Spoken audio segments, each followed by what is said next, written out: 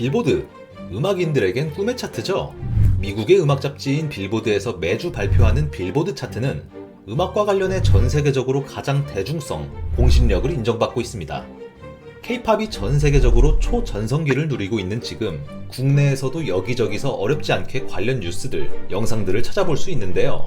사실 방디도 음악에 아주 관심이 많고 여러 장르의 음악을 즐겨 듣는, 음악을 아주 사랑하는 사람입니다.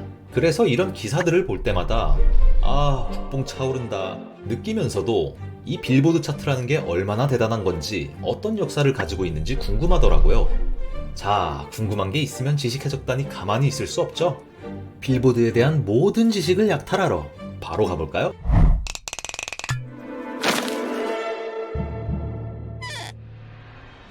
빌보드는 언제 만들어졌을까요? 1894년 11월 1일 윌리엄 도널슨과 제임스 헤네건이 출간한 오락 잡지가 빌보드의 시작이었습니다. 당시에 오락이라고 해봤자 서커스, 박람회, 놀이공원 홍보 등의 엔터테인먼트 산업이었죠. 1900년에 도널슨이 지분 모두를 인수했고 뉴욕, 시카고, 샌프란시스코, 런던, 파리로 사업을 확장시켜 나갔습니다. 여행과 야외 오락 활동에 관한 여러 가지 주제들을 다루었으며 연예인들의 사생활에 대해서 다루기도 했습니다. 더 나아가 여기저기 이동하며 다니는 아티스트들에게 팬들의 편지를 대신 받아 전달해주는 시스템을 만들기도 했죠.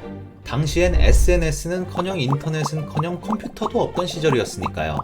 이 사업은 곧 주력 사업이 되었고 돈벌이와 더불어 빌보드와 아티스트들 사이에 징검다리도 놓아주는 효자 상품이 되었습니다. 빌보드가 음악 장르로부터 시작된 잡지는 아니지만 창립자인 도널슨이 얼마나 엔터테인먼트 사업에 관심이 지대했는지, 얼마나 시대를 앞서 나가는 사람이었는지 알 수 있겠죠? 그래서 빌보드가 음악과 관련된 사업들을 본격적으로 시작한 건 언제부터일까요? 1900년대에는 노래를 어떤 식으로 들었을까요? 대부분 LP판을 통해 들었습니다. 음악을 듣기 위해서는 집에 축음기가 있거나 집에 축음기가 없다면 축음기가 있는 곳으로 가야 했고, 거기서마저도 원하는 LP판이 없다면 원하는 노래를 들을 수 없었죠. 이런 불편함을 해소하고자 1930년대에 나온 기계가 바로 주크박스였습니다. 노래 자판기라고 생각하시면 될 것 같아요. 주크박스는 온 술집과 식당마다 하나씩 있을 정도로 불티나게 팔렸습니다. 라디오와 축음기의 보급도 꾸준히 늘어났고요.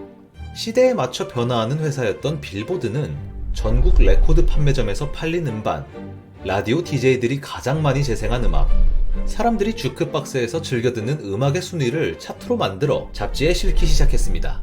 빌보드 차트가 탄생하는 순간이었죠.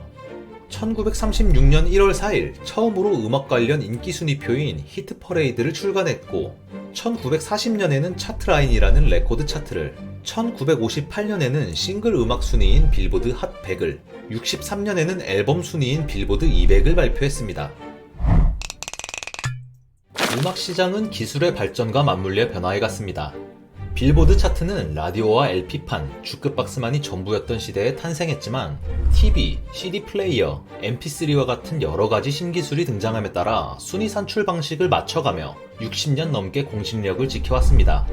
그리고 2010년대에 들어서며 전세계 음반 시장은 대격변을 맞게 되는데요. 편리성이 떨어지는 CD나 LP판 시장은 점점 위축됐고 MP3 시장마저 불법 공유에 무방비였습니다. 1999년부터 2009년까지 단 10년 사이에 미국 음반 판매량은 146억 달러에서 63억 달러로 절반도 안 되게 급감했고, 인터넷 속도의 발전과 스마트폰의 대중화로 마침내 음원을 다운조차 받지 않고 들어버리는 스트리밍이 음악을 듣는 가장 대중적인 방식으로 자리매김했습니다. 빌보드는 2014년부터 스트리밍 성적을 차트 집계에 포함하기 시작했는데요. 이에 따라 차트의 명칭도 가장 많이 팔린 앨범이 아니라 가장 인기 있는 앨범으로 바뀌었습니다. 1500번 스트리밍하면 앨범 한 개가 팔린 것과 동일한 것으로 계산되는 앨범 에퀴밸런트 유닛이라는 단위가 표준으로 정착됐죠. 시대의 변화에 따라 아주 예민하게 그리고 합리적으로 변화했습니다. 스트리밍이 주류가 되자 음반 시장의 국경은 희미해지기 시작했습니다. 또한 유튜브의 영향력이 커지면서 뮤직비디오의 파급력이 이전과는 비교도 할 수 없을 만큼 커지기 시작했죠. 싸이가 강남 스타일로 빌보드 핫 100에서 2위를 찍을 수 있었던 것도 뮤직비디오 때문이었습니다. 압도적인 유튜브 조회수로 전 세계적인 히트곡이 되며 디지털 싱글 판매 1200만 장을 넘기는 기염을 토하게 되죠. 이후 K-팝 특유의 완성도 높은 안무와 감각적인 뮤직비디오들이 유튜브를 통해 전 세계인들의 마음을 사로잡기 시작했습니다. 일본과 중국, 동남아시아 등지에서 인기였던 K-팝이 언어와 문화를 넘어서 북미, 남미, 유럽 등에서도 인기를 끌기 시작한 것이었죠. 한국 아티스트들의 노래가 차트에 오르는 경우도 많아지기 시작했습니다. 블랙핑크, CL이 빌보드에 이름을 올렸었고요. 다들 너무너무 대단하지만 가장 활약하는 그룹은 다름 아닌 방탄소년단이었습니다. 지금까지 방탄소년단이 걸어온 길을 한번 뒤돌아볼까요? 2017년 방탄소년단의 DNA가 85위로 빌보드 핫 100 차트에 진입한 이후 67위까지 달성하며 강남스타일 신드롬 이후 가장 유의미한 성과를 냈고, 이후에도 방탄소년단은 스티브 아오키, 니키 미나즈, 할시, 시아 등의 세계적인 아티스트들과 협업하며 계속해서 차트에서 존재감을 나타냈습니다. 라인업이 후덜덜하죠? 진작부터 유튜브와 트위터 등으로 해외 팬들과 적극적으로 소통해온 것이 진가를 발휘했죠. 특히나 서구권 사람들에게 칼군무와 화려한 뮤직비디오는 K-팝을 하나의 음악 장르로 인정하게 하는 요소가 되었고, 이는 방탄뿐 아니라 많은 K-팝 아티스트들의 뮤직비디오에서 한국어 댓글을 찾아보기 힘든 현재 상황을 통해 간접적으로 확인할 수 있습니다. 어딨어? 진짜 하나도 없네? 어딨어?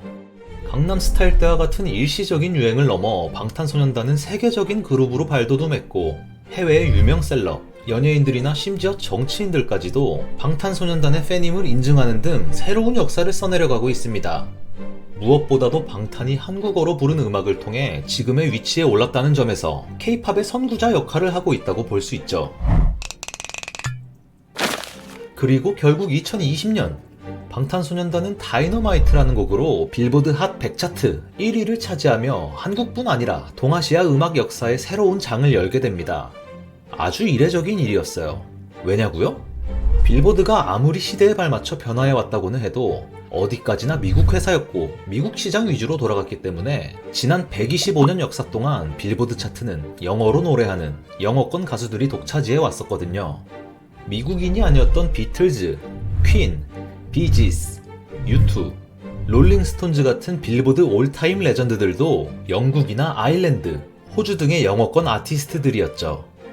유럽권이나 스페인어권의 가수들도 영어로 된 노래를 혹은 영어 버전의 노래를 따로 발매하고 나서야 빌보드 1위를 찍어볼 수 있었습니다. BTS의 싱글 앨범도 그간의 행보와는 다르게 영어 가사로 된 곡이었는데요. 방탄소년단은 그 이유에 대해 팬데믹 아래서 무력감과 허탈감에 빠져있는 세계인들에게 돌파구가 되기 위한 새로운 도전이라고 밝혔습니다. 정말 멋있네요. 이렇게 빌보드의 탄생부터 짚어보며 방탄소년단의 행보가 얼마나 대단한지 한번 알아봤는데요. 지금 나오는 그림은 방탄소년단 빌보드 1위 기념 지식해적단의 그림 담당인 방디의 헌정 그림입니다. 정말 축하합니다. 앞으로 더더욱 많은 K-팝 가수들이 세계인들에게 알려졌으면 좋겠고, 또한 한국에도 세계의 여러 노래와 장르들이 더 알려졌으면 좋겠다는 그런 바람입니다. 음악은 국경 없는 만국 공통 언어니까요. 이상 지식해적단의 방디였습니다. 그럼 다음 시간에 봐요.